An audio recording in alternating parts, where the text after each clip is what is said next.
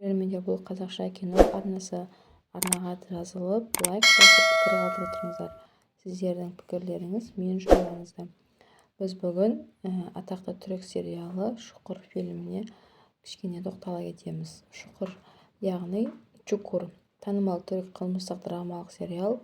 Ол 2017 жылы алғаш рет көрсетілді және тез арада үлкен танымалдыққа ие болды.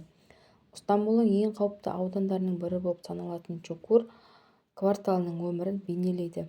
Фильмнің сюжеті Чукур ауданының негізгі бөлігін Качабалар отбасы ұстап тұр. Качабалар отбасы олар есірткі сатуға қатаң тыйым салғанмен ауданды бақылауда ұстау үшін түрлі қылмыстық әрекеттерге барады. Сюжет негізінен отбасының кенже ұлы Ямачтың айналасында өрбиді.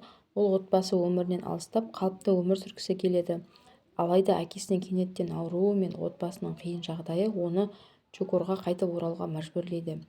Ямач кварталды басқаруды қолға алып, жаулармен, сатқандармен күресе бастайды. Ол бір жағынан оның жеке өміріндегі махаббат пен отбасы құндылықтарда сыналады.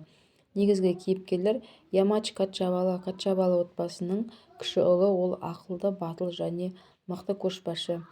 Идирис Кочабалы отбасының басшысы, ол Чукурды басқаруды қатаң ережелермен ұстап отырған беделді тұлға. Сена Кочабалы, Ямачтың жары, ол Ямачтың қылмыстық әлемге енгенін қаламайды, бірақ тағдыр оны да қиындықтарға тап қылады. Ортолу Садеттин Кочабалы отбасының бұрынғы мүшесі, қазіргі Чукурды басқарғысы келетін Ямачтардың басты жауы.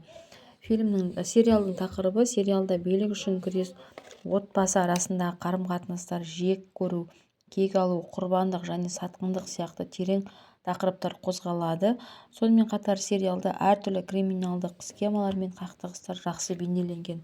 Чукур түрік және әлемдік көрермендер арасында жоғары бағаланған сериалдардың бірі. Ол қылмыстық оқиғалармен ғана емес, эмоционалды драмалармен де ерекшеленеді.